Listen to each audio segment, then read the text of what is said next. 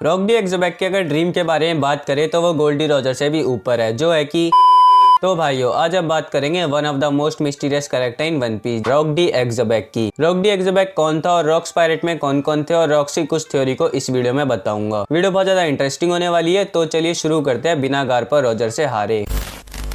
Rock D एक्सबैक को वैसे ज्यादातर रॉक्स के नाम से भी जानते हैं, जो रॉक्स पायरेट का कैप्टन था और 44 इयर्स पहले इंपॉर्टेंट पर्सन था वन पीस के वर्ल्ड में the king pirate Goldie Roger को पावर में आने से पहले। अभी तक रॉक डी एक्सबैक पे जितनी भी इंफॉर्मेशन है उसके हिसाब से रॉक एक इनक्रेडिबली क्रूल और एम्बिशियस मैन था, जो जिसकी वजह से किसी पे भी अटैक कर देता था बिना किसी दिक्कत के, जब तक कि उसे पावर गेन होती रहे, और अपने क्रू के साथ जो भी इसके रास्ते या सपनों के बीच में आता था उसे डिस्ट्रॉय कर देता था। रॉक्स वैसे बहुत ज्यादा फियरलेस और बिना किसी भेदभाव के रूटलेस था, जिसकी वजह से इसे वर्ल्ड नोबल को मारने में कोई दिक्कत नहीं आती थी, और रॉक ये काम अच्छा करता था इन कुत्तों को मार के। क्या बढ़िया था गुरु। यही नहीं, अभी और सुनिए। पर रॉक तो वर्ल्ड नोबल के साथ साथ उनके स्लेव को भी मार देता था अगर उसकी मर्जी हो तो। झुक के रहना पड़ेगा मेरे आगे। रॉक्स के अगर ड्रीम के बारे में बात करें तो वो गोल्डी रॉजर से भी ऊपर है। इसे पायरेट किंग नहीं बनना था, बल्कि direct king of the world बनना था, जिसके लिए इसने बहुत सी लोकेशन पे अटैक करा और बहुत ज्यादा डिस्ट्रक्शन करी अपनी डोमिनेंस को दिखाने के लिए, और वर्ल्ड गवर्नमेंट का डायरेक्ट विरोध करता था, साथ में सेलेस्टियल ड्रैगन का भी, जिसकी वजह से इसने गॉड वैली पे अटैक करा था। और रॉक डी एक्सबैक को वर्ल्ड गवर्नमेंट के छुपे हुए कामों को जानने में बहुत ज्यादा इंटरेस्ट था। इन्हीं सब रॉक के एक्शन की वजह से वर्ल्ड गवर्नमेंट रॉक डी एक्सबैक को टेररिस्ट मानती थी, और रॉक से रिलेटेड बहुत सारी चीजें मिटा दिया वर्ल्ड गवर्नमेंट ने, जिसकी वजह से रॉक की बहुत सारी अचीवमेंट अच्छे से रिकॉर्ड नहीं है, और पब्लिक को भी कुछ नहीं पता रॉक डी एक्सबैक के बारे में। बस कुछ पुराने मरीन के मेंबर को पता है, जैसे सन गोकू और रॉक डी एक्सबैक के क्रीमोट्स को छोड़ के। वैसे रॉक डी एक्सबैक बहुत ज्यादा मिस्टीरियस पर्सन है, और इसके जैसा एक और मिस्टीरियस पर्सन है वन पीस में, वो है जॉय बॉय। अगर जॉय बॉय के बारे में जानना है तो मैंने फुल डिटेल वीडियो बना रखी है जॉय बॉय पे, इस वीडियो के बाद देख लेना। और अभी तक वीडियो को लाइक नहीं करा तो लाइक करो, और चैनल को सब्सक्राइब नहीं करा तो सब्सक्राइब करो। तो चलो अब आगे बढ़ते हैं।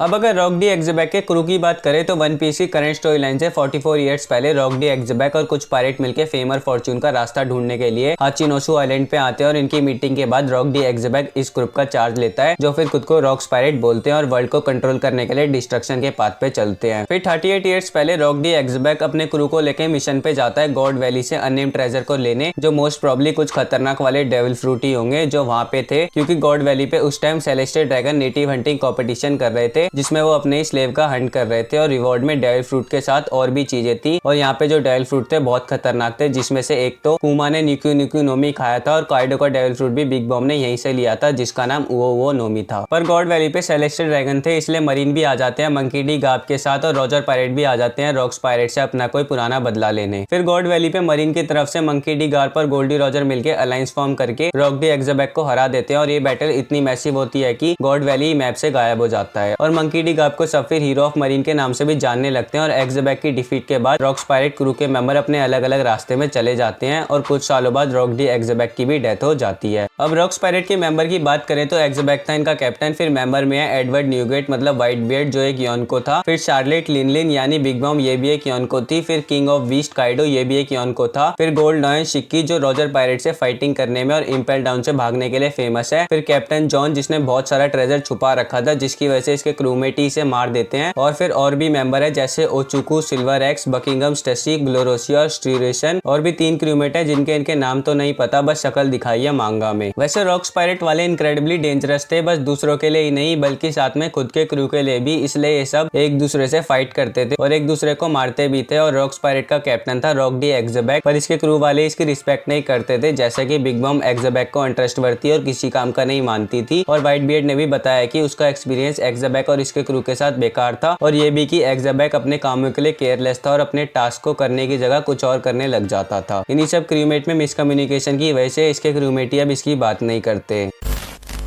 रॉक डी एक्सबैक अपनी जनरेशन का one of the strongest pirate था, पर एक्सबैक की इंडिविजुअल स्ट्रेंथ एंड पावर और एबिलिटीज के बारे में तो नहीं पता। पर जैसे कि मैंने अभी बताया कि इसके क्रू में कितने खतरनाक मेंबर थे और सब में अच्छे से बनती नहीं थी, तो ऐसे क्रू को चलाने वाला कोई एक्सट्रीमली पावरफुल ही होगा। और फ्लीट एडमिरल सेंगोकू के हिसाब से एक्सबैक को the pirate king Goldie Roger का फर्स्ट और मोस्ट स्ट्रॉन्गेस्ट राइवल मानते हैं, व्हाइट बियर्ड से भी ज्यादा। और गॉड वैली में एक्सबैक को हराने के लिए मरीन और रॉजर पायरेट को एक साथ आना पड़ा, तब जाके हरा पाते हैं। और फिर एक्सबैक को हराने के बाद ही गार्प को सब लेजेंड और हीरो ऑफ मरीन मानने लगे। इससे पता चलता है कितना ज्यादा स्ट्रॉन्ग और वर्ल्ड गवर्नमेंट के लिए खतरा था। और काइडो जो खुद इतना ज्यादा स्ट्रॉन्ग था, उसने जब ये बताया कि उसे बैटल में हर्ट करने वाले बहुत कम है, उन नामों में से एक एक्सबैक का भी नाम था, कोजुकी ओडन, शैंक्स, व्हाइट बियर्ड और रॉजर के साथ। अब अगर काइडो की बात को ले ले तो काइडो को टक्कर देने वाले के पास हाकी का होना तो बहुत जरूरी है, वरना उसकी टफ स्किन को काटना तो लगभग इम्पॉसिबल है। तो इससे ये भी समझ जाओ एक्सबैक के पास हाकी का एसेस तो होगा ही, और काफी ज्यादा स्ट्रॉन्ग हाकी भी हो सकती है। अब एक्सबैक ने कोई डेविल फ्रूट खाया है कि नहीं, उसकी भी कोई डिटेल नहीं है, पर कुछ थ्योरी के हिसाब से एक्सबैक के पास गोरो गोरो नोमी डेविल फ्रूट हो सकता है, जो एक लोगिया टाइप डेविल फ्रूट है जिसका यूजर लाइटनिंग को क्रिएट और मैनिपुलेट कर सकता है। और ये डेविल फ्रूट बहुत ज्यादा स्ट्रॉन्ग है, अगर अच्छे से यूज कर लिया तो पूरा आइलैंड कंप्लीटली डिस्ट्रॉय हो सकता है। क्या पता इसी डेविल फ्रूट की वजह से गॉड वैली भी डिस्ट्रॉय हो गया हो। अब अगर बाउंटी की बात करें तो वो तो नहीं पता कितनी है, पर हो सके तो उस टाइम के हिसाब से एक्सबैक की बाउंटी रॉजर से भी ज्यादा हो सकती है। और वैसे एक्सबैक बहुत ज्यादा इंटेलिजेंट और नॉलेजफुल मैन हो सकता है, क्योंकि इसने बहुत सारी ऐसी चीजें पढ़ी हैं जो बैन है, जिसकी वजह से इसने वर्ल्ड गवर्नमेंट के बहुत सारे सीक्रेट को रिवील करा था, जिसके कारण से वर्ल्ड गवर्नमेंट ने इसका नाम ही इरेज करवा दिया इसकी डेथ के बाद।